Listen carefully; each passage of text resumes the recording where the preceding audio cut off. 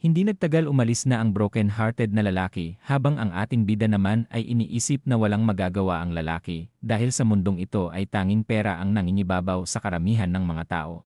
Ang dalaga ay tinanong din na kung sapat na nga daw ba ang ipinakita nila na sinang-ayunan naman ng binata at sinabing aalis na siya kung wala nang sasabihin si Inzi. Habang pinagmamasdan ng dalaga na umalis si Shen Yuan, siya naman ay nakauwi na at iniisip na mukhang materialistic si Inzi. Binuksan niya din ang kanyang system para matuto ng mga skills na makakapagpalago pa sa kanyang kumpanya sa hinaharap. Habang nakatingin siya sa kanyang system, iniisip niya din naman na mukhang aabutin ng 1 buwan bago niya matapos pag-aralan ang mga skills. Naalala niya din ang kanyang teacher Lee na may degree sa business management. Si Miss Lin ay biglang nag-text sa kanya at tinanong na kung pwede niya daw ba itong makainuman ngayong gabi, na ikinatuwa naman ni Shen Yuan. Matapos sabihin na bukas ng gabi pa siya malilibre, ang dalaga naman ay nalungkot dahil sa 1 araw pa siya maghihintay para makita ang ating bida. Makalipas ang 1 oras si Min Yui naman ay dumating na at tinanong kung maganda nga daw ba siya ngayong araw, na sinang-ayunan naman agad ng ating bida. Ang dalaga ay agad nagsimula ng kanilang bembangan, hanggang sa matapos na lang sila at nakatulog na nang dahil sa pagod ang dalaga. Matapos mapansin ang pagtaas ng affinity points ng dalaga, siya din naman ay excited na din na kung ano nga daw ba ang susunod na reward na kanyang makukuha. Matapos niyang ikis ang dalaga, sinabi niya din naman na maghahanap sila ng bahay sa weekend para bilhan si Min Yui na kanya namang ikinatuwa. Kinabukasan sa eskwelahan, ang mga estudyante naman ay nagtataka kung sino nga daw bang estudyante ang nagpupondo sa mga napakamahal na mga kagamitan sa kanilang school. Ang kaibigan ni Min Yui ay sinabi din na gusto niya nang sabihin sa lahat na si Shen Yuan ang sponsor ng kanilang school, ngunit pinaalala naman ng dalaga na ayaw ng ating bida na malaman ng iba ang tungkol sa kanyang yaman. Habang sinasabi na napakaswerte ni Min Yui kay Shen Yuan, sinabi niya din naman na papasok na lang siya nakatulong para sa binata kung gusto nito. Si Min Yui naman ay sinabing pwede itong maging girlfriend na katulong ng ating bida, ngunit bigla na lang nagtaka ang dalaga kung magugustuhan nga daw ba siya ni Shen Yuan. Ang kaibigan niya ay sinabi din na malamang naging masaya na naman ang bembangan ng dalawa kagabi dahil sa mga malaking hinaharap ni Min Yui. Habang patuloy tinatanong niya si Min Yui tungkol sa nangyari kagabi, siya naman ay namumula at hindi makapagsalita. Ang isang babae ay tinawag si Yuping at tinanong kung nabalitaan na nga daw ba nito ang tungkol sa rich kid na sponsor ng eskwelahan, ngunit ang dalaga naman ay sinabi na malamang chismis lamang ang lahat. Ang isang dalaga ay natutuwang isipin na may ganon kayaman sa kanilang school, kaya naman balak niya daw magpaampon sa estudyanteng ito kung nalaman niya kung sino ang taong ito. Si Yuping ay sinabi din na huwag nang mangarap ang dalaga. Nagtaka din ang babae na kung bakit nagtatago ang isang napakayaman na estudyante. Ginawa din nilang halimbawa si Shen Yuan na isang mayaman noon na napakayabang. Ang chismis ay mabilis kumalat sa eskwelahan. Habang siya naman ay tinanong si Teacher Lee na kung pwede niya daw ba nitong turuan tungkol sa pagpapatakbo ng business, ngunit ang dalaga naman ay naghinala na malamang may balak na naman itong masama sa kanya. Si Shen Yuan ay sinabing gusto niya lang daw talaga matuto ngayon, kaya naman pumayag na din ang kanyang teacher.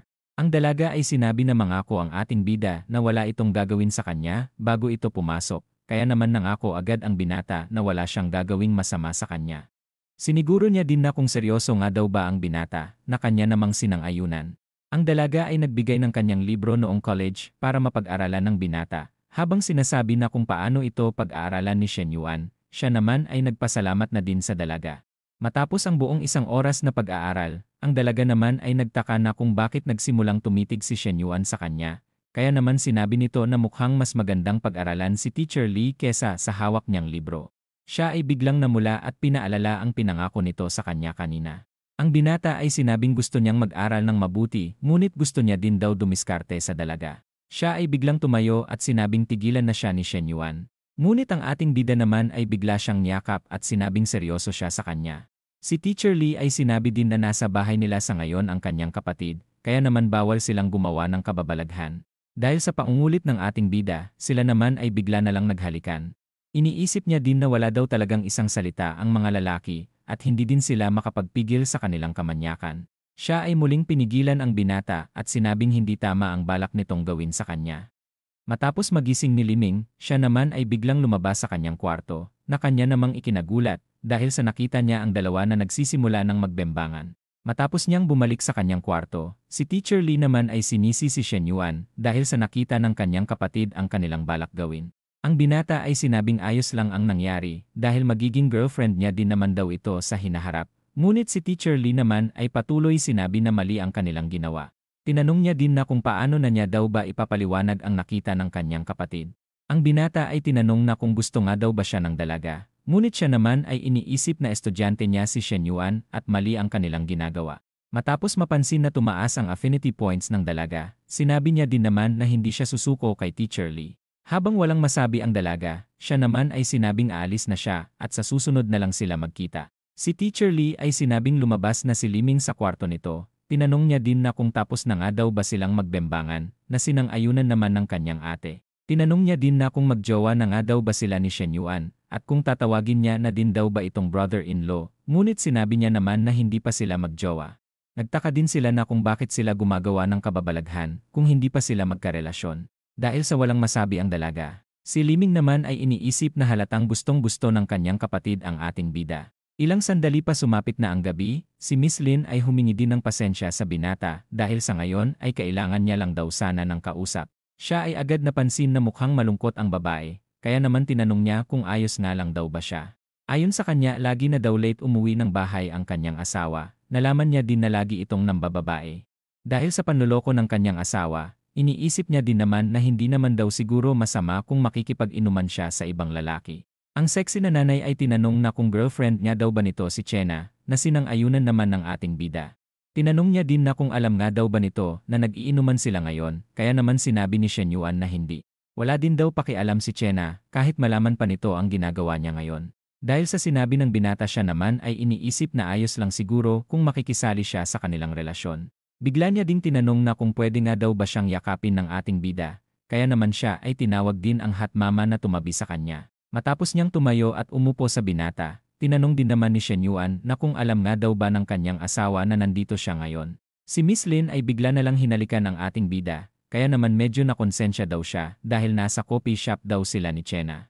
Ang ating bida ay hindi na nagpigil at hinalikan na din ang hot mama.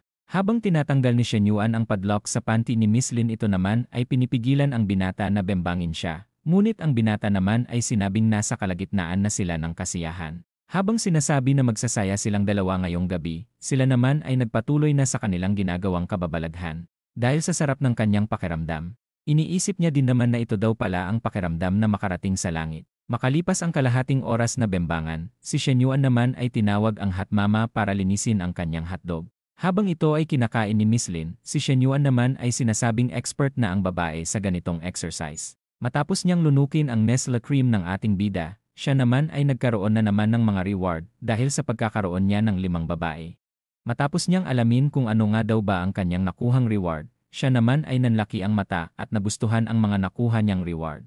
Si Miss Lin ay napansin na masaya ang binata sa ginawa nila. Inamin niya din na sa tagal ng panahon ngayon lang ulit siya naging masaya. Habang walang masabi ang ating bida, sinabi niya naman na kailangan niya ng umuwi ngayon. Sinabi niya din na sa susunod na lang daw ulit sila magbembangan, na ikinagulat naman ni Shen Yuan dahil sa gusto pa ng pangalawang ulit ni Miss Lin. Ang ating bida ay nakatanggap kay Yingzi ng mensahe na mga komento ayon sa kumakalat na balita tungkol sa mayaman nilang sponsor sa eskwelahan. Sinabi ni Yingzi na maganda ang mga nangyayari para sa kanila, habang ang ating bida naman ay may plano din para mapag-usapan pa ang kanilang gustong mangyari. Ang ating bida ay nakatanggap na naman ng reward dahil sa kanyang 2 lottery ticket reward. Natuwa din siya dahil pwede niya daw itong iparenta at kumita ng malaki. Matapos niyang gamitin ang huling ticket, siya naman ay nakatanggap ng 2 points para sa kanyang fitness stats. Dahil sa kanyang natanggap, pwede niya na daw na matapos ang kanyang fitness journey ng mas maaga. Dahil sa kanyang payat na pangangatawan, nagpa siya naman siyang dagdagan ang kanyang timbang. Habang nangyayari ang kanyang pag-transform ng katawan, siya naman ay biglang nagkaroon ng malaking katawan sa dagdag na 5 kilong muscle. Iniisip niya din na kung mas marami ang kanyang babae, mas maganda ang mga reward na kanyang matatanggap sa hinaharap, kaya naman nagbabalak na naman siya na dagdagan pa ng marami ang kasalukuyan niyang mga babae. Dahil sa gusto niya pang mas mapalapit kay Teacher Lee, nagpasya din siya na mas magpatalino gamit ang kanyang system. Sa mga nakalipas na araw, siya ay nagpatuloy sa kanyang fitness journey, bumili din siya ng bagong kotse ni Chena at para sa kanya. Mula sa job fair na patagong sinasagawa ni Shen Yuan. Ang mga tao naman ay napansin ang mga naggagandahan at nagmamahalang kotse. Si Yuping ay nagtaka dahil sa balak na pag-apply ng kanyang senior, kaya naman sinabi niyang kailangan niya pang matuto ng maraming bagay para mas maging successful pa sa hinaharap ang kanilang kumpanya. Ang dalaga ay tinanong din na kung pwede nga daw ba siyang magtrabaho sa kumpanya ng lalaki sa hinaharap, na agad namang sinang-ayunan ng lalaki, at sinabing siya na ang bahala sa kanila, na kanila namang ikinatuwa. Habang nagpapasikat muli niya namang sinabi na gusto niya lang makatulong sa kanyang mga kapwa estudyante. Ang mga kalalakihan sa paligid ay napansin din ang ginagawa ng lalaki, at sinabing pumunta lang ito dito para lumandi ng mga babae. Binulong din ang dalaga kay Yuping na hindi katulad ng lalaki si Shen Yuan dahil isang may-ari lang daw ng coffee shop ang ating bida na isang babaero. Si Yuping ay nainis din dahil ayaw niya na daw pang marinig ang pangalan ni Shen Yuan. Inalok niya din si Yuping ng dinner mamaya na agad namang sinang-ayunan ng dalaga. Ang mga estudyante ay nagtataka sa nakaparadang sasakyan dahil ayon sa kanilang pagkakaalam ay bawal na mag-park ng kotse sa loob ng kanilang school. Habang sila ay patuloy nagugulat, ang dalawa naman ay napansin din ito at sinabi na mukhang ito ang sasakyan ng kanilang sponsor na nag-donate ng 10 milyon sa kanilang school. Habang sinasabi ng dalaga na mas nakakabilib pa ang estudyanteng ito sa lalaking kanilang nakilala kanina, iniisip din naman Yuping na sana magkaroon siya ng pagkakataon para makilala ang misteryosong sponsor. Matapos ibaba ang bintana, tinanong niya naman ang dalawa na kung gusto nga daw ba nilang ihatid niya na sila pabalik sa kanilang dorm, na kanila namang ikinagulat. Ang dalaga ay agad pumunta sa sasakyan, sinilip niya din ang backseat dahil malamang driver lang daw si Shen Yuan ng mayaman nilang sponsor. Ang dalawang kadorm ng ating bida ay tinanong na kung ano nga daw ba ang ginagawa ng dalawa, pinatabi din nila si Yuping dahil sa sasakay na daw sila. Si Kao ay nagtataka na kung paano nga daw ba naging ganto kayaman ang ating bida. Nagtataka din sila na kung mapapatawad niya daw ba sila ni Shen Yuan sa ginawa nila noon paglalait sa kanya. Matapos kumalat na si Shen Yuan ang mayaman na sponsor ng kanilang school, ang mga babae naman ay nag-umpisa ng magpaganda para mapansin ng ating bida at maging isa sa mga kabit nito. Matapos makita ang WeChat ng ating bida, ang dalaga naman ay balak dumiskarte sa kanya. Ang kasama naman nito ay sinabing may boyfriend na ito, ngunit ang isa naman ay sinabing handa siyang magloko para lang sa ating bida. Ang isang babae na si Jinhan ay tinawag si Inzi na kanya namang ipinagtaka. Dahil sa katrabaho nito si Shen Yuan, sinabi niya naman na gusto nitong ipakilala siya nito sa ating bida. Habang kinikilig ang dalaga, si Inzi naman ay nakaramdam ng kakaiba. Habang iniisip niya na siya ang sekretary ni Shen Yuan, iniisip niya din naman na bagay na maging sila ni Jinhan at Shen Yuan dahil sa perpektong katawan nito at sapat na kanyang talino. Napatanong din siya sa kanyang sarili dahil sa nagmumukha na daw siyang tagapagpili ng mga magiging babae ng ating bida. Ang ating bida ay nakakatanggap ng maraming mensahe sa mga babae na gusto siyang makadate. Napansin din ng kanyang kadorm na maraming nagchat-chat sa ating bida, ngunit ito naman ay nandidiri sa mga nangyayari na ipinagtaka naman ng lalaki. Kaya naman sinabi ng ating bida na pati mga lalaki ay nagchat-chat sa kanya para maging ka-close niya sila. Ang isang lalaki ay sinabi din na nagchat-chat na din ang mga babae sa kanya para mapalapit sila sa ating bida. Siya ay sinabi din na hayaan na lang nila ito at huwag pansinin. Nainggit din ang dalawa dahil sa loob ng college life nila ay hindi pa sila nagkaroon ng girlfriend habang si Shen Yuan naman ay may napakaraming naghahabol. Matapos ipaliwanag ng system tungkol sa kanyang reputation points, siya naman ay napansin na may 33 points na siya. Ang ating bida ay tinext si Inzi para makausap ito sa opisina na agad naman nitong sinang-ayunan. Siya ay nakatanggap din ng tawag kay Minyui na nabalitaan na sikat na si Shen Yuan, kaya naman tinanong niya ito na kung pwede nga daw ba silang magkita. Ang binata ay sinabing magkita sila nito sa opisina habang iniisip na hindi pwede malaman ng publiko na si Minyui ang kanyang girlfriend. Matapos magpaalam ng ating bida para bumembang, sila naman ay nainis habang sinasabi ni Shen Yuan na darating din ang panahon na makakabembang silang dalawa. Matapos nilang magkita agad namang yumakap ang dalaga, kaya naman sinabi ni Shen Yuan na sa loob sila mag-usap. Dahil sa sobrang sikat na daw ni Shen Yuan, nag-leak na din daw ang private info nito, ngunit sinabi naman ng binata na wala lang magawa ang gumawa nito. Matapos isara ng dalaga ang kurtina, nagtaka naman siya kung bakit niya ito ginawa. Si Minyui ay agad nang binaba ang kanyang panty habang inaakit ang binata. Habang sinasabi na may meeting siya na parating, pinatayo naman siya ng dalaga. Habang nagtataka ang ating bida kung bakit nito ibinababa ang kanyang pantalon, ito naman ay pumosisyon na nagustuhan naman ni Shen Yuan. Si Inzi ay dumating na sa lugar, nagtaka din siya sa tunog na kanyang naririnig sa loob ng kwarto. Matapos marinig ang mga nangyayari sa loob, siya naman ay agad tumakbo palayo at iniisip na kailangan niyang magbantay upang walang ibang makaalam ng nangyayari. Makalipas ang 1 oras, siya naman ay napagod na sa tagal niyang nagbabantay. Matapos magbukas ng pintuan, siya naman ay agad napansin si Inzi. Iniisip niya din na siguradong narinig nito ang ginawa nila ni Shen Yuan, kaya naman dapat alam na daw nito sa ngayon na sa kanya lang ang ating bida. Tinanong ni Inzi na kung ano ang gusto nitong pag-usapan, ang ating bida naman ay pinuri ang naging matagumpay nilang plano. Habang nag-uusap ang dalawa sa kanilang mga plano, nagtaka naman ang dalaga sa sinabing pagpili ng mabuti sa mga aplikante. Ang ating bida ay sinabing hindi elite ang kanilang eskwelahan, ngunit may maganda daw itong advantage, na ipinagtaka naman ang dalaga. Kaya naman sinabi niyang mas magaganda ang babae nilang estudyante sa eskwelahan na ito. Nagulat din ang dalaga sa kanyang isipan dahil sa mukhang gumastos lang daw si Shen Yuan ng malaking pera para magkaroon ng maraming magandang babae. Tinanong niya din na kung ayos nga lang daw ba ang kanilang balak gawin. Matapos nilang magkasundo na gawin na ang kanilang plano, sinabi niya din na mas maganda kung ibibigay na lang nila ang mga sagot sa mga balak nilang makuha na sinang-ayunan naman ng ating bida. Habang iniisip na nagiging isa na siyang unique na naghahanap ng mga babae para sa ating bida, siya naman ay iniisip din na kailangan niyang maging loyal sa ating bida dahil sa laki ng kanyang sahod kada buwan. Si Inzi ay may nirekomenda sa ating bida, kaya naman tinanong niya na din kung ilang taon na nga daw ba ito.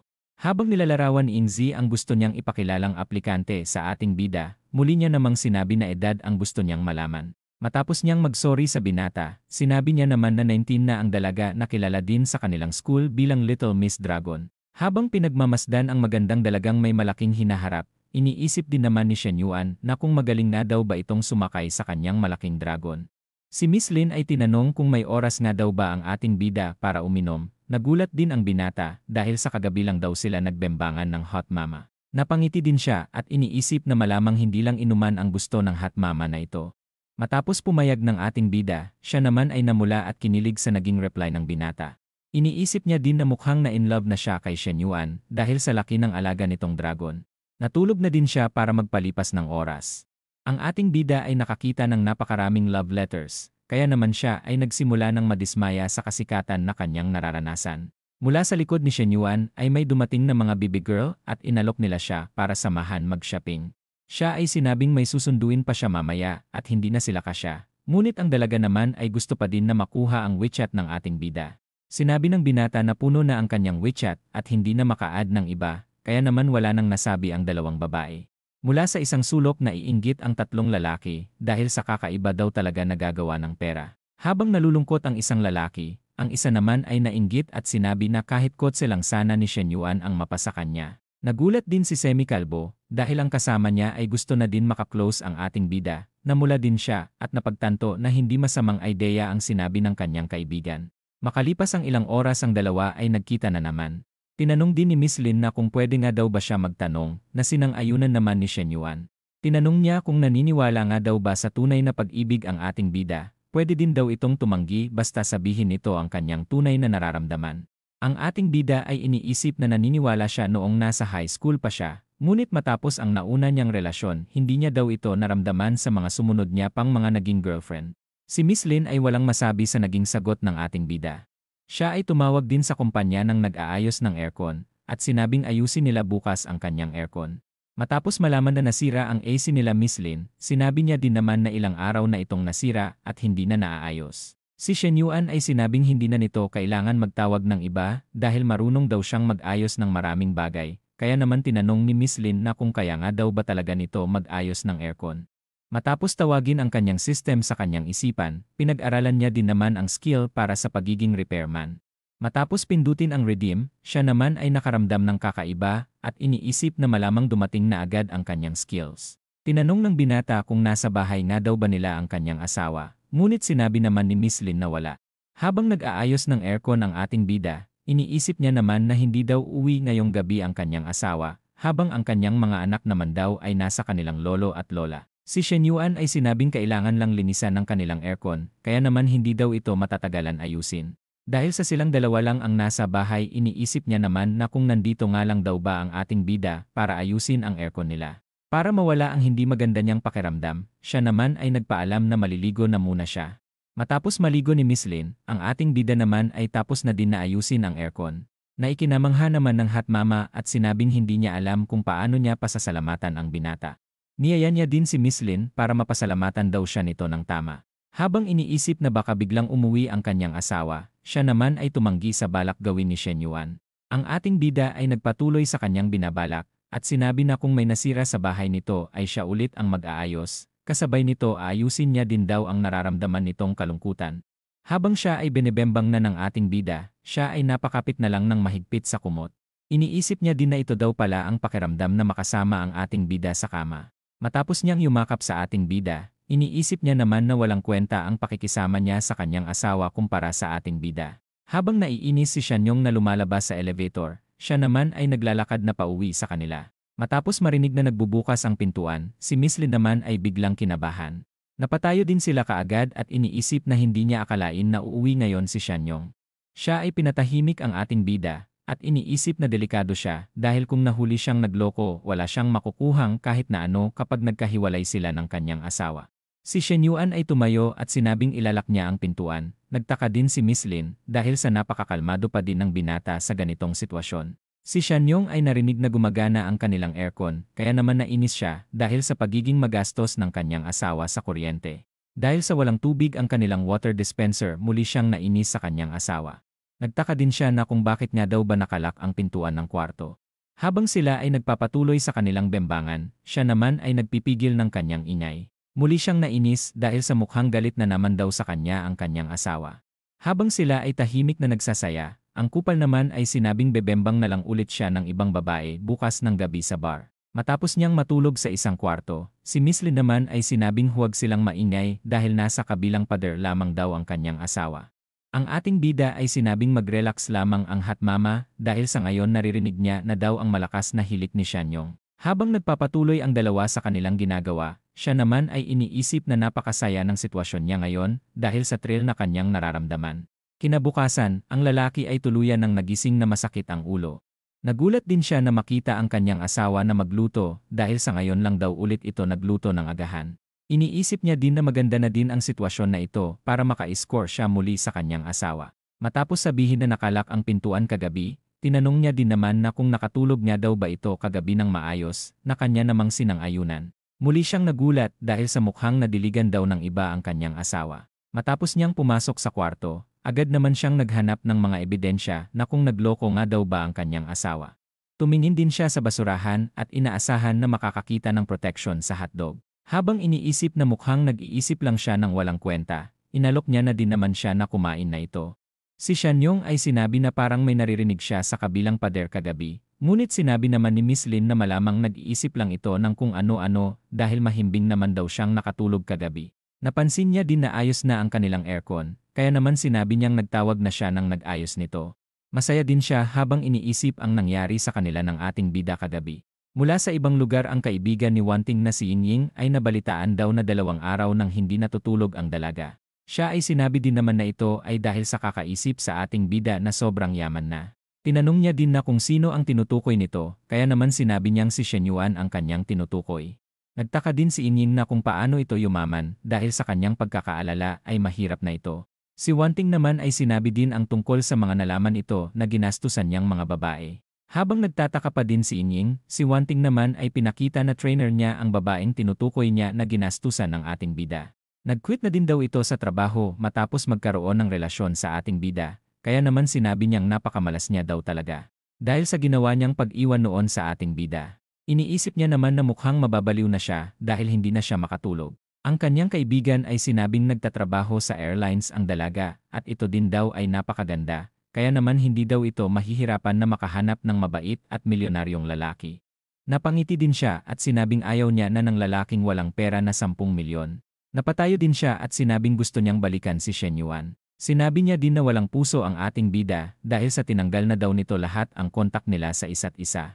Si Ying ay sinabing past is past, kaya naman kalimutan na daw nito ang ating bida at medyo babaan na lang daw nito ang standards nito sa lalaki at mamuhay ng masaya. Si Wanting ay nainis at sinabing hindi niya bababaan ang kanyang standards habang iniisip na napakayaman na ng ating bida. Sinabi niya din na siya dapat ang babaeng ginagastusan ni Shenyuan ngayon. Matapos niyang hilain ang kanyang kaibigan, sinabi niya naman na kailangan nilang mahanap ang binata. Habang sila ay tumatakbo paalis, si Ying naman ay nagawang makontak ang mental hospital at sinabing kailangan ngayon ng kanyang nababaliw na kaibigan ng kanilang tulong. Habang tulala si Menglu sa labas ng bintana, nagtaka naman ang ating bida na kung anong iniisip ng dalaga. Siya ay iniisip na kakaiba daw ang mabilis na paglaki ng katawan ni Shenyuan, kaya naman sinabi niyang kakaiba lang daw talaga siya kumpara sa iba. Ang ating bida ay iniisip din na kailangan niyang ipagpatuloy ang kanyang pag-i-exercise kung gusto nitong mapanatili ang kanyang magandang katawan. Si Shen Yuan ay sinabing huwag na siyang hintayin mamaya ni Menglu dahil sa may iba daw siyang lakad na agad namang naintindihan ng dalaga. Habang iniisip na pakiramdam niya malaking tulong siya sa ating bida dahil siya daw ang gumagawa ng diet nito. Habang nagmamaneho ang ating bida, iniisip niya din naman na si Minyui ang nauna sa kanyang mga babae, kaya naman kailangan niya na din daw ito bilhan ng bahay. Mula sa restaurant na malapit sa eskwelahan, ang pinsan niya naman ay sinabing napakasarap ng pagkain sa lugar na ito.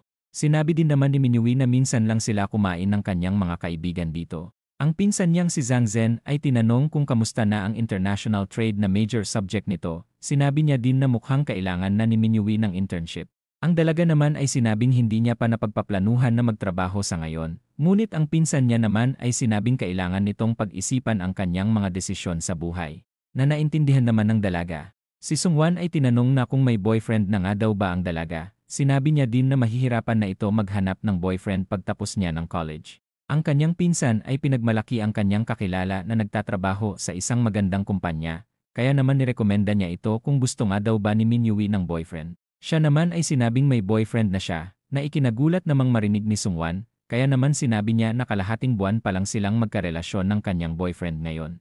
Ang lalaki naman ay sinabing hindi maganda ang kanilang eskwelahan, kaya naman hindi daw maganda na kung sino-sino lang daw ang kanyang kinakasamang lalaki. Habang sinasabi na mahihirapan ang boyfriend nito dahil sa nanggaling lamang ito sa hindi kilalang eskwelahan, pinagmayabang niya naman muli ang kanyang kakilala at sinabing mas nararapat ito kay Minyui. Si Sungwan ay sinabing may sariling plano ang dalaga kaya naman huwag itong makialam, ngunit si Zhang Zhen naman ay sinabing nag-aalala lang siya sa hinaharap ni Minyui. Siya ay sinabing magiging ayos lang siya, habang iniisip na baliwala ang lalaking pinagmamayabang ng kanyang pinsan kumpara kay Shen Yuan. Tumayo na din siya at sinabing aalis na siya, na ipinagtaka naman ni Sungwan na kung saan ito pupunta. Sinabi niya din naman na bibilhan siya ng kanyang boyfriend ng bahay ngayong araw. Habang nagugulat ang dalawa, sinabi din naman ng lalaki na hindi basta-basta ang pagbili ng bahay. Hindi din daw normal na bilhan siya ng bahay nito habang magjowa pa lang sila. Si Minyui ay sinabing hindi siya nagbibiro at itinuro na din si Shen Yuan na nasa labas. Matapos makarating ng ating bida sa kanyang tabi, ito naman ay yumakap agad at pinakilala ang dalawa niyang pinsan. Ang binata ay humingi ng tawad dahil sa biglaan na pagkuha niya kay Minyui sa kanila. Inalok niya din sila para kumain sa labas sa susunod, na sinang-ayunan naman agad ni Sungwan at sinabing magkapamilya na sila simula ngayon. Si Zhang Zhen ay hindi pa din makapaniwala na bibilhan ng ating bida ng bahay ang kanilang pinsan. Kaya naman sinabi ni Sungwan na baliwala lang ito sa binata dahil sa mahal ng kotse nito. Sinabi din ni Sungwan na nakakahiya ang lalaki dahil sa pagmamayabang nito kanina sa kanyang kakilala. Ilang sandali pa, sila ay tapos ng makabili ng bahay ni Minyui. Kaya naman ito ay namula at sinabing hindi niya alam ang kanyang sasabihin para makapagpasalamat sa ating bida. Habang iniisip na kumita na naman siya ng malaking pera, sinabihan niya naman ang dalaga na may ipapanood siya sa kanya upang mas gumaling pa daw ito sa kama sa hinaharap na nagpapula naman sa dalaga. Si Jinghan ay marami ng text sa ating bida ngunit hindi pa din siya sinasagot nito kaya naman napapaisip siya na kung ano nga daw ba ang ginagawa ng binata. Iniisip niya din na ayaw niya sa mga taong sabik sa atensyon ngunit hindi niya daw akalain na magiging isa siya sa mga ito. Ang tatlong babae ay sinabing masyadong mahirap ang makuha ang atensyon ng ating bida, kaya naman kailangan daw nilang mas mag-aral pa ng mabuti upang magkaroon ng magandang business plan at mapansin ni Shen Yuan sa hinaharap. Si Jinghan ay napansin ang tatlo at iniisip na masyadong nagpapanik ang tatlo. Ngunit napagtanto niya naman na napakapambihira ng bilyonaryong binata na malapit lang sa kanila, kaya naman kailangan niya din daw gawin ang lahat at gumawa na din ng magandang business plan. Si Shen Yuan ay tinanong kung anong plano ni Minyui sa hinaharap, kaya naman sinabi nitong hindi pa siya sigurado. Tinanong niya din na kung kailangan niya daw bang mag-apply sa business incubator ng ating bida. Si Shen Yuan naman ay sinabi na hindi na dahil sa may nakaplano na daw siyang ipagawa sa kanya. Dahil sa gusto daw ni Minyui na matuto ng ibang teknik pinapili niya naman ito kung ano ang kanyang gustong panoorin. Namula din siya dahil sa bakit may napakaraming video ang ating bida, pumikit na din siya para random na pumili ng video na panunuorin. Makalipas ng kalahating oras, si Minyui naman ay ginagawa na din ang teknik na kanyang natutunan sa video. Habang siya ay namumula, natutuwa din naman siya dahil sa bagong teknik na ito, mas magugustuhan pa daw siya ni Shen Yuan. Habang nakarelax ang ating bida, iniisip niya naman na gusto niya pa ng dagdag na 10 mga babae na ka-level ng ganda ni Minyui sa hinaharap. Kinabukasan, nagring ang kanyang cellphone, at ito ay si Liu Hang na kanyang kaibigan. Nagtaka din siya na kung bakit ito napatawag sa kanya. Si Yuhang ay sinabing bilisan na lang ng ating bida at pumunta na lang agad sa kanyang lokasyon na ipinagtaka naman ni Shen Yuan. Si Yuhang ay biglang nagbago ng lokasyon para puntahan ng ating bida na hindi naman nagustuhan nito. Siya ay sinabi din na niyaya lang siya ng iba niyang kaibigan sa lugar na ito na ikinainis na naman ni Shen Yuan at sinabing dalian nito at maghihintay siya sa labas. Dahil sa malapit lang ang lugar na ito sa bahay ni Teacher Lee, iniisip niya naman na sana hindi siya makita dito ng dalaga. Matapos niyang lumabas sa isang parausan, inalok niya din naman si Shen Yuan na pumasok dahil sa napakagaling daw ng isang babaeng nasa loob. Nagulat din siya dahil sa dalang sasakyan ng ating bida, kaya naman sinabi niyang binili niya ito. Maswerte din daw si Shen Yuan dahil sa pangarap lang daw ni Yuhang ang kotseng ito. Nagtaka din ang ating bida kung bakit nga daw ba siya pinapunta ni Yuhang. Habang nasa likod sila Liming, sinabi naman ni Yuhang na isa si Shen Yuan sa mga shareholder ng kanilang bar at 2 araw na lang din daw ay handa na sila magbukas. Inalok niya din muli ang ating bida na pumasok na muna para masubukan si number 98 na napakagaling sa kama. Ang dalawa ay mukhang nadismaya matapos nilang makita ang ating bida. Habang nagugulat si Shen Yuan na makita ang dalawang dalaga, si Yuhang naman ay patuloy kinukulit na subukan nito ang babaeng si 98 na ikinadismaya naman nilang marinig. Habang namumula si Yuhang makita ang dalawa, si Shen Yuan naman ay lumapit sa kanila, ngunit hindi nila pinansin ang ating bida at tuluyan ng palayo sa kanya. Sumunod din siya at sinabing gusto niyang tulungan ang dalawa para magluto ng hapunan. Dahil sa pagpunta nito sa lugar ng parausan, nagalit naman si Liming sa kanya dahil sa panloloko daw nito sa kanyang kapatid. Ang ating bida ay nagpaliwanag at sinabi na may hinihintay lang siya sa labas ng gusali. Si Liming ay sinabing bumili pa ang kanyang kapatid ng regalo para sa binata, ngunit manloloko lang daw pala ito, kaya naman isinumpa niya na din si Shen Yuan na mamatay na lang kaagad. Habang palayo na ang dalawa, si Teacher Lee naman ay paunti-unti nang bumaba ang kanyang affinity points, habang sinasabi din naman ni Liming na pumunta na lang ito sa kanyang number 98. Habang iniisip ni Shen Yuan na sayang dahil malapit niya na daw sana matikman ang kanyang teacher, tinanong din naman ni Yuhang na kung girlfriend niya daw ba ni Shen Yuan ang dalaga. Magpapaliwanag din daw siya para sa ating bida kung gusto nito. Ngunit siya naman ay sinabi na huwag na dahil wala daw magagawa sa ngayon ang kanyang pagpapaliwanag dahil sa galit na nararamdaman ng dalaga sa ngayon. Habang namumula pa din si Yuhang, tinanong niya naman na kung sino ang babaeng yon dahil mukhang namumukhaan niya daw ito. Matapos sabihin na teacher niya ito, si Yuhang naman ay nagulat at sinabi na ikwento naman daw ni Shen Yuan kung paano niya naging girlfriend ang kanyang teacher. Ang ating bida ay sinabing sa susunod na siya hihingi ng sorry sa dalaga. Inalok niya na din si Yuhang na pumunta sa ibang lugar para makapag-usap. Si Chena ay natuwa matapos makita si Shen Yuan. Siya ay sinabing kasama niya ang kanyang kaibigan at umorder na din para sa kanilang dalawa. Matapos nilang maupo, nagtaka naman si Yuhang dahil sa mukhang nakita niya na daw ang babaeng ito. Mukhang nakalimutan na din daw ito ni Yuhang na kanya namang ipinagtaka. Matapos ipaalala ni Shen Yuan ang nangyari noong nasa restaurant sila. Si Yuhang naman ay nagulat matapos malaman na inagaw ng ating bida ang girlfriend ng barkada nito. Matapos malaman na may 2 babae ang ating bida, siya naman ay sinabing kakaiba daw talaga si Shen Yuan pagdating sa mga babae. Ang ating bida ay sinabi din na si Yuhang na daw ang bahala sa lahat ng balak nito sa kanilang bar, na ikinagulat naman ni Yuhang dahil kung wala ang tulong ni Shen Yuan ay baka malugi daw ang kanilang negosyo. Habang sinasabi na may tiwala siya kay Yuhang, iniisip niya din naman makakasira lang siya sa sariling diskarte ni Yuhang kung sakaling meron silang magkaiba na ideya sa negosyo. Kasabay nito, ayaw niya din daw masira ang kanilang pagkakaibigan. Matapos sabihin na siya na ang bahala sa lahat, inabot na din naman ni Chena ang kanilang order, kaya naman nagpasalamat na din siya sa kanyang sister-in-law na ikinapula naman ng dalaga na marinig. Si Chena ay napansin na may gusot sa damit ni Shen Yuan, kaya naman inaayos niya ito. Habang isa-isang sulok naman ay naiinggit si Yuhang at iniisip na mukhang may kulang sa kanyang buhay matapos makita ang dalawa sa kanyang harapan. Ang gabi ay mabilis nang sumapit at sila ay nakauwi na. Sinabi din ni Chena na tapos na ang entrance exam ni Shin Yu sa college at gusto din daw nitong mag-part-time job sa coffee shop na sinang-ayunan naman ng ating bida.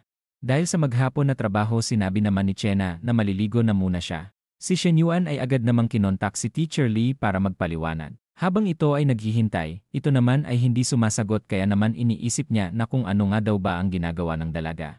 Si Liming ay muling nainis at sinabi na makapal ang mukha ng ating bida para tumawag pa sa kanyang kapatid. Sinabi din ni Liming na maganda na din ang nangyari ngayong araw dahil sa nalaman na nila kung anong klaseng tao ang binata.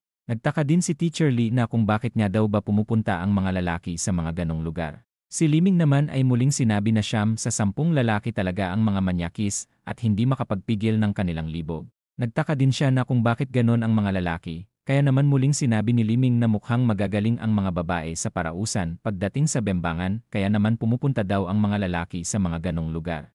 Matapos maalala na ilang beses niyang hindi pinagbigyan ang ating bida sa gusto nito, siya naman ay sinabi na malamang nagkulang siya sa ating bida para pumunta ito sa parausan. Habang sinisisi ni Teacher Lee ang kanyang sarili, si Liming naman ay sinabing walang kasalanan ang kanyang kapatid. Pinaalala din ni Liming na kung paano siya nawala sa sarili nang dahil sa pagmamahal na sinang-ayunan naman ng dalaga. Iniisip din ni Teacher Lee na tama ang kanyang kapatid, kaya naman kailangan niya daw kontrolin ang kanyang sarili. Matapos mapansin ang mga mensahe, si Shen Yuan naman ay nakitang mga kaklase niya lang ang nagme-message sa kanya na hindi niya naman ka-close. Napansin niya din ang napakaraming message ni Jinghan habang ito ay nag-update sa kanya. Dahil sa ganda nito sa litrato, kailangan niya din daw itong makita sa personal upang malaman kung pupwede nga daw ba ito para sa kanya. Iniisip niya din na magre-reply siya ng maikli lamang upang patuloy na mabaliw sa kanya ang dalaga. Si Chena ay biglang tinawag ang ating bida. At ito ay sinuot na naman ang kanyang sexy office outfit. Tinanong niya na kung gusto nga daw ba ng ating bida ang kanyang suot, na sinang-ayunan naman ng binata. Matapos niyang pagpupunitin ang stockings ng dalaga, sila naman ay nag-umpisa na naman sa kanilang binabalak. Si Chena ay napansin na kakaiba ngayon si Shen Yuan, na kanya namang ipinagtaka. Ang dalaga ay sinabi na mukhang lumaki ang katawan ni Shen Yuan, kaya naman sinabi nitong nag-gym na siya nitong mga nakaraan. Tinanong niya din na kung marunong nga daw bang sumakay si Chena sa kabayo, ngunit sinabi naman nitong hindi. Ang ating bida naman ay inalok ito na sumakay sa kanya at sinabing sasanayin niya ito kung paano nga daw ba sumakay sa kabayo. Matapos sumakay ng dalaga sa dragon ng ating bida, ang eksena naman ay nalipat sa school committee kung saan may napakaraming nag-a-apply para sa ginawang business incubator ni Shen Yuan. Nagtaka din ang teacher na kung bakit napakarami nga daw ba ng gustong mag-apply ngayong taon. Matapos makatanggap ng tawag ng ating bida, si Menglu naman ay nagtaka na kung sino nga daw ba ang tumatawag sa kanya. Mula sa kabilang linya ni report na din ni Ingzi ang bilang ng mga nag-apply sa kanila, tinanong din ni Shen Yuan ang gender ratio ng lahat. Sinabi ni Ingzi na may 25 lamang na kalalakihan sa mga nag-apply. Sinabi din ni Shen Yuan na kilatisin pa ito ni Ingzi ng mabuti at tanggalin na ang mga basura. Tinanong din Ingzi na kung lahat nga din daw ba ng lalaki ay kanyang tatanggalin, ngunit sinabi naman ni Shen Yuan na ipasa niya lamang ang mga lalaking may magandang business proposal, na agad namang naintindihan ng dalaga. Habang siya ay natutuwa sa mga nangyayari, sinabi naman ni Menglu na hindi nito sinagot ang kanyang tanong kanina. Ang ating bida ay sinabing kasamahan niya lang ang babae sa school activity. Nagtaka din siya na kung bakit nga daw ba ito nagsiselos. Siya ay sinabi naman na nagtaka lang siya, habang ang ating bida naman ay sinabi na dapat maging profesional lang palagi sila sa kanilang ginagawa. Ang system ay sinabing may pangatlong babae na si Shen Yuan na may 90 affinity points, kaya naman makakatanggap na naman ito ng mga rewards. Matapos mapansin ang affinity points ni Menglu, iniisip niya din naman na kung ano nga daw ba ang kanyang matatanggap na reward ngayong pagkakataon. Matapos matanggap ang kanyang mga reward, siya naman ay natuwa at sinabi na kahit sinong lalaki ay sasaya sa mga reward na ito. Matapos gamitin ang kanyang reward na pampalaki ng butete, siya naman ay napansin ang malaking pagkakaiba sa kanyang dragon. Ang ating bida ay biglang tinawag si Menglu na kanya namang ipinagtaka kung saan sila pupunta. Matapos niyang hilain ang dalaga, sila naman ay bigla na naman na nagbebembangan. Sinabi din ni Menglu na may kakaiba ngayon sa ating bida na kanya namang ipinagtaka. Kaya naman sinabi ng dalaga na mukhang lumaki daw ang putotoy ni Shen Yuan. Habang siya ay natutuwa sa reaksyon ni Menglu, sinabi niya din naman na hindi niya nakinakaya ang malaking dragon ng binata. Kaya naman kailangan niya na daw ng pahinga na sinang-ayunan naman ng ating bida. Matapos niyang sabihan na magpahinga muna si Menglu, siya naman ay umalis na din habang iniisip na hindi na siya makapaghintay na gamitin ang kanyang bagong sandata sa lahat ng kanyang babae. Habang siya ay nasa sasakyan, iniisip niya kung paano nga daw ba siya hihingi ng sorry kay Teacher Lee. Matapos niyang kumatok, nagtaka naman si Teacher Lee na kung sino ito. Ang tao na nasa labas naman ay sinabing may tagas ang tubo nila at tumutulo ito sa kanilang apartment. Matapos buksan ang pintuan siya naman ay nainis at sinabing niloloko na naman siya ng ating bida, habang siya naman ay sinabing papasukin siya nito para makapag-usap. Kaya naman tinanong ng dalaga na kung ano na naman nga daw ba ang gusto nitong gawin sa kanya ngayong pagkakataon. Ang ating bida ay sinabi na hindi sila nagkaintindihan kahapon kaya naman gusto niya daw ang magpaliwanag.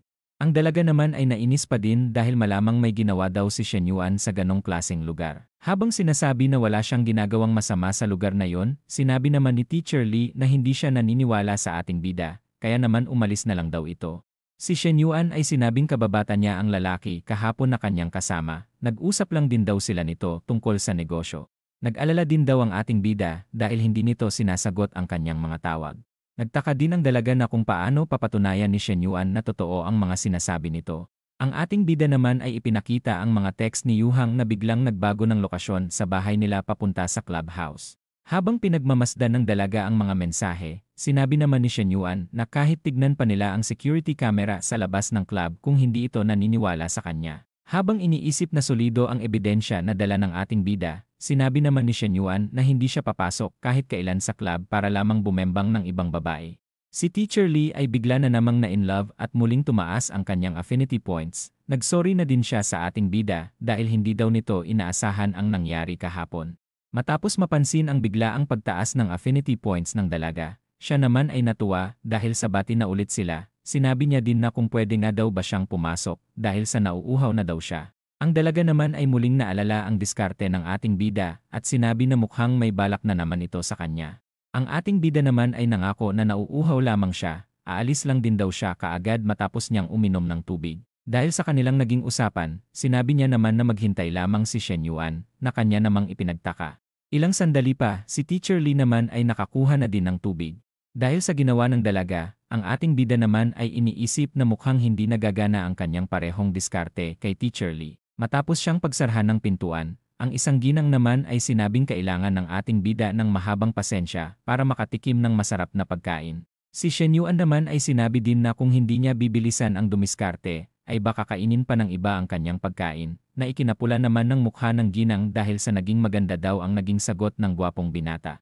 Matapos makarating ni Shen Yuan sa kanyang sasakyan, siya naman ay nakatanggap ng mensahe kay Teacher Lee na inaalok siya para lumabas sa weekend.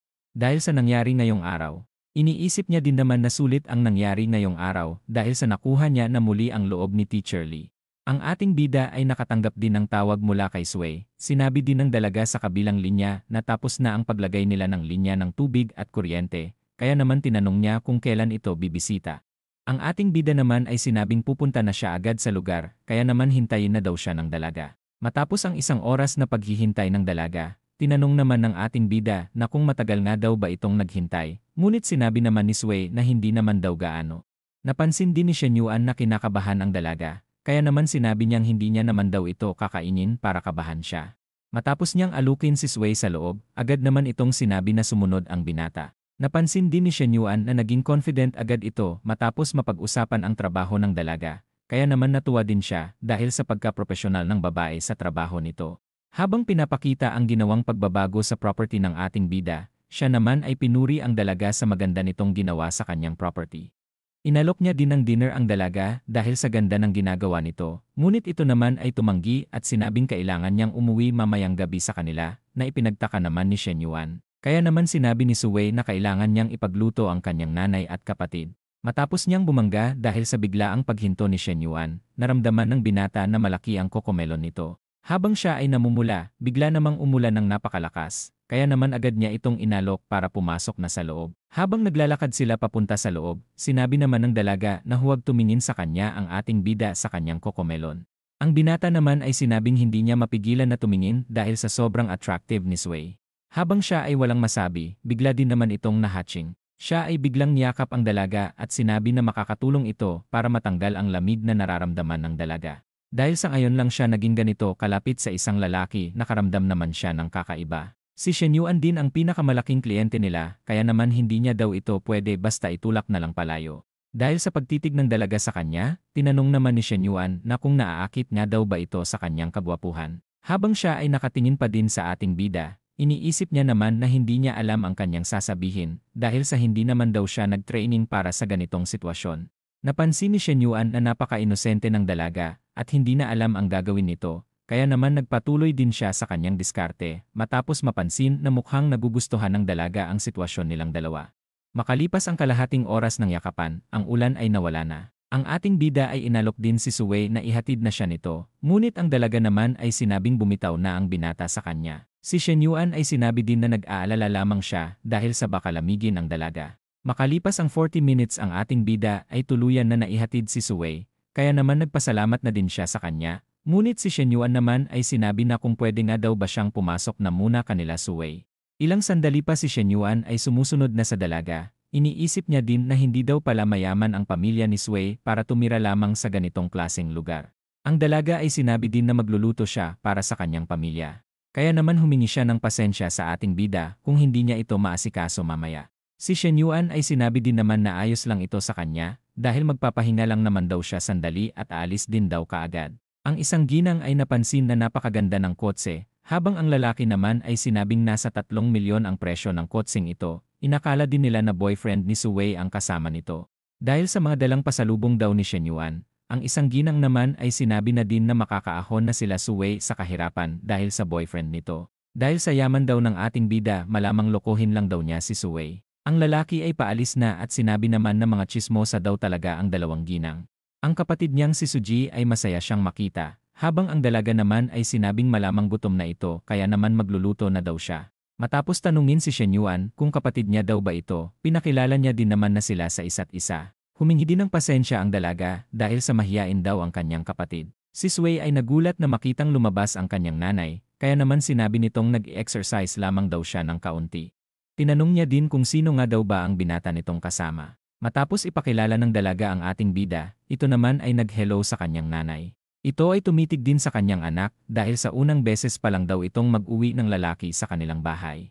Matapos alukin ng nanay ang ating bida na pumasok sa loob, si Shen Yuan naman ay sumang-ayon. Ang dalaga ay sinabing magluluto na muna siya, habang ang nanay niya naman ay inutusan si Suji na kuhanan ng tubig na inumin ang kanilang bisita. Makalipas ang 30 minutes, si Suwei ay tapos ng magluto at sinabing oras na para kumain sila. Ang kanyang kapatid ay masaya sa luto ng kanyang ate, habang ang nanay niya naman ay sinabing magluluto ito sa susunod ng espesyal sa susunod na pagbisita ng ating bida. Ang ating bida naman ay sinabi na ayos na siya dahil isang karangalan daw na matikman ang luto ni Suwei. Matapos masilayan ang kalagayan ng dalaga, iniisip niya naman na kung bakit may napakahabang pasensya ito dahil sa ito daw ang pinakapundasyon ng kanilang pamilya. Matapos kumain ni Shen Yuan, siya naman ay umalis na, habang si Suwei naman ay sinabing napakadaming dala ng binata kanina, kaya naman babayaran niya daw ito kay Shen Yuan. Ang ating bida ay hiniram ang cellphone ng dalaga, at ito naman ay nagpaalam na din kaagad. Si Suwei ay nakatanggap ng 50,000 sa ating bida, na kanya namang ikinagulat. Matapos mapagtanto ng dalaga ang ginawa ng ating bida, siya naman ay tinawag si Shen Yuan. Ngunit ang binata naman ay nagkunwaring hindi na siya narinig. Matapos niyang ibigay ng kusang loob ang pera sa dalaga, iniisip niya din naman na walang gusto si Suwei sa kanya dahil sa hindi niya daw ito nakikitaan ng affinity points. Si Ingzi ay tumawag sa ating bida, sinabi din nito na 12 na lang ang natira, na may isang lalaki sa mga nakapasa. Matapos ang kanilang usapan, siya naman ay naging masaya na naman dahil sa kanyang patuloy na improvement. Ang isang tsismosa ay binisita ang nanay ni Suwei at tinanong kung boyfriend niya daw ba nito ang lalaki kanina. Ngunit ang nanay niya naman ay sinabing hindi niya alam dahil sa hindi naman daw ito pinakilalang boyfriend ng kanyang anak. Matapos sabihin ang presyo ng dalang sasakyan kanina ng ating bida, ang nanay naman ni Suwei ay hindi makapaniwala. Habang sinasabi ng Marites na maganda kung makakatuluyan niya ang binata para magkaroon sila ng magandang pamumuhay, ang nanay naman ni Suwei ay sinabi na wala siyang balak para pilitin si Suwei kung sino ang papakasalan nito. Ang ginang ay sinabi din na malinaw na gusto ng ating bida ang anak nito, kaya naman mas maganda daw kung gugustuhin din ito ni Suwei upang makaraos na daw sa hirap ang kanilang pamilya. Ang dalawang tsismosa ay muling nagsama at inaakala na malamang hindi na nagustuhan ng binata si Suwei dahil sa nakita nitong sitwasyon ng kanilang pamumuhay. Ang kanyang nanay ay sinabi na sabihin ni Suwei ang totoo na ipinagtaka naman ng dalaga. Kaya naman tinanong ng kanyang nanay kung ano nga daw ba talaga ang relasyon nito sa ating bida. Si Suwei ay sinabi din ang mga nangyari kanina kung bakit siya hinatid ni Shen Yuan. Ngunit ang nanay niya naman ay tinanong na kung may gusto nga daw ba ang binata kay Suwei. Ang dalaga ay iniisip na kakaiba ang kinikilos ni Shen Yuan kanina. Ngunit matapos niyang maalala ang kasama nito noon na si Menglu, iniisip niya naman na malamang girlfriend ito ni Shen Yuan. Siya ay sinabi na hindi niya alam kung may gusto sa kanya ang ating bida. Habang ang kanyang nanay naman ay tinanong din si Suwei na kung may gusto nga daw ba ito sa binata. Siya ay sinabi naman na kliyente niya lang ang ating bida at wala nang iba pa. Ang kanyang nanay ay sinabi din sa kanyang anak na huwag nitong puwersahin ang kanyang sarili na pakasalan ang isang lalaki kung hindi niya ito gusto. Na agad namang naintindihan ng dalaga at sinabing huwag nang mag-alala ang kanyang nanay para sa kanya. Habang magkayakap sila ng kanyang nanay, naiisip niya din naman ang mga pinaggagawa ni Shen Yuan sa kanya kanina. Habang siya ay namumula sa kanyang mga naiisip, si Shen Yuan naman ay abala na naman na bembangin si Menglu, habang sinasabi ng dalaga na napakalaki daw talaga ng dragon ng ating bida. Si Seng Mei ay tumawag sa ating bida, na ipinagtaka naman ng ating bida. Mula sa kabilang linya sinabi ni Seng Mei na gusto niyang makausap si Shen Yuan tungkol kay Su Wei, kaya naman sinabi ng binata na papunta na siya. Hindi nagtagal sila ay nagkita na, tinanong din ng ating bida na kung anong nangyari kay Su Wei, kaya naman sinabi ni Seng Mei ang tungkol sa pera na binigay ng ating bida. Sinubukan daw ng dalaga na isend ito pabalik, ngunit hindi daw ito tinatanggap ng ating bida, na kanya din namang sinang-ayunan. Ayon sa dalaga hindi daw mapakali si Su Wei sa trabaho nito dahil sa ginawa ni Shen Yuan. Sinabi niya din na ayaw ni Su Wei na tumatanggap ng pera sa iba nang hindi niya ito pinaghihirapan. Kaya naman muli niyang sinabihan ang ating bida na kunin na nito ang pera sa dalaga. Tinanong ni Shen Yuan kung yun lang daw ba ang sasabihin ni Seng Mei, kaya naman muli niyang sinabi na huwag bilhin ng binata si Su Wei dahil mas maganda daw kung gagawa ito ng effort sa dalaga. Ang ating bida ay sinabi din naman na wala siyang ibang ibig sabihin sa pagbigay ng pera sa dalaga. Dahil sa mga sinabi ni Seng Mei, ang ating bida naman ay nagpasya ng bawiin ang binigay nitong pera kay Su Wei. Ang dalawa ay patuloy nag-usap hanggang sa magpaalam na lang si Shen Yuan sa dalaga.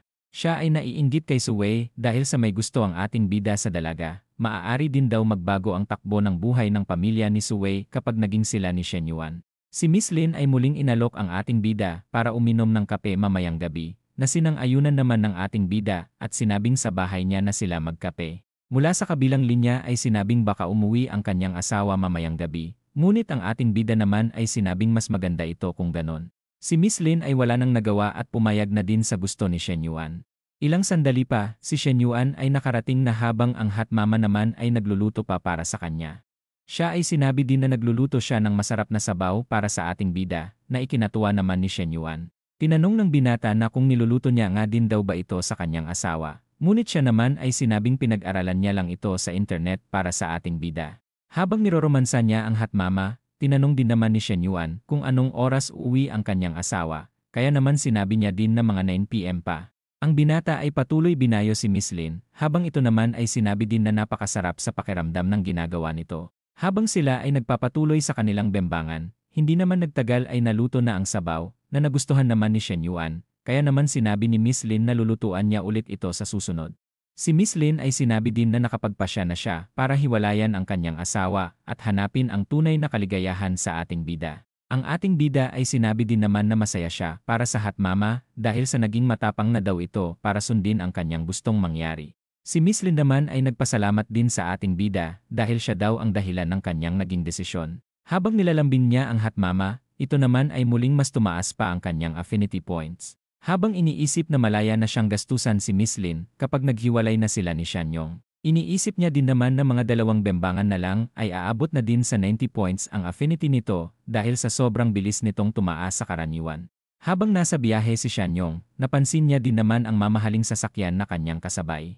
Napaisip din siya dahil parang nakita niya na daw noon ang lalaking nagdadrive ng sasakyan. Hindi nagtagal na tandaan niya na din naman ang ating bida dahil ito daw ang nag-sponsor sa business ni Chena. Si Shanyong ay nakauwi na at napansin na nagluto ang kanyang asawa para sa kanya, na kanya din namang ikinatuwang makita. Ngunit si Miss Lin naman ay iniisip na hindi ito para sa kanyang asawa.